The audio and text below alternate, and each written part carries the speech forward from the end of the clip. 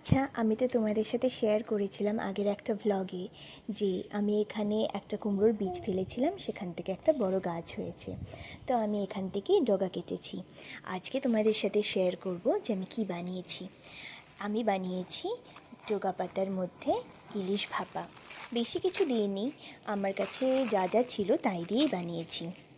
এটার মধ্যে আমি দিয়েছি সর্ষে পোস্ত বাটা, একটু নারকেল কোড়া, একটু দই আর একটু নুন দিয়ে ভালো মতন মাছটাকে ম্যারিনেট করে এই পাতার মধ্যে দিয়ে ভালো করে টাই নট করে আমি এটাকে মাইক্রোওয়েভ করেছি ওই 15 থেকে 17 মিনিট মতো। ও হ্যাঁ, সাথে একটু কাঁচা তেলও দিয়েছিলাম এবং একটা কাঁচা লঙ্কাও দিয়েছিলাম। খেতে দারুণ হয়েছিল জানো। তোমরা কি কখনো এভাবে ট্রাই করেছো ইলিশ মাছ? আমাকে নিশ্চয়ই কমেন্টে কিন্তু জানাবে।